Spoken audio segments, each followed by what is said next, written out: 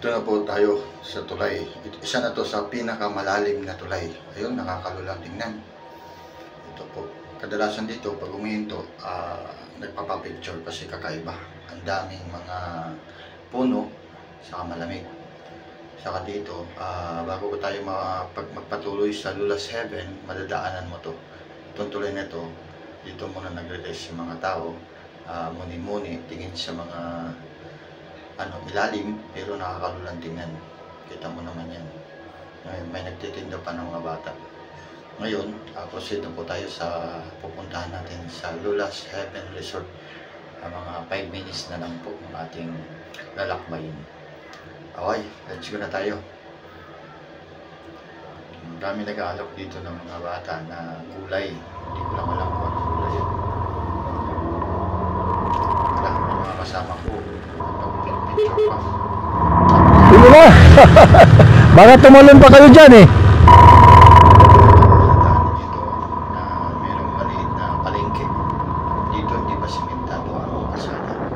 Dito siya na, ganda na. Tandaan lang tayo kasi medyo ulan.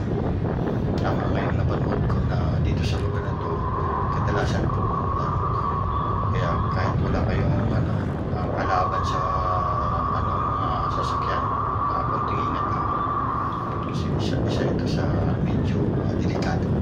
Tamang takbo lang po para at least pagpapunta kayo at pag-uwi safe kayo sa uwi sa bahay. Sarap dito, parang tingnan mo lang, lahat green.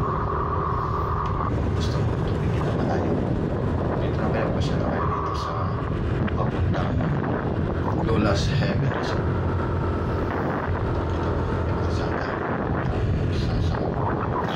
Para pag-stress reliever kayo. Dito na kayo. Ito, dadaanan yung Maritake. Tapos papuntang Quezon na yan. Maganda na kalsada dito. Dami rider. Kaya nakakaliw. Hindi nakakasawang puntahan. Babalik-balikan mo talaga. Dito sa lugar na to. Kaya kadalasan po, kami nagra-ride. Gusto namin makatanaw ng maraming dito lang po puntahan. Dito po malapit na po tayo sa tinatawag na iwan ko kung ito lang na sino artista na to. Basta kilala nyo,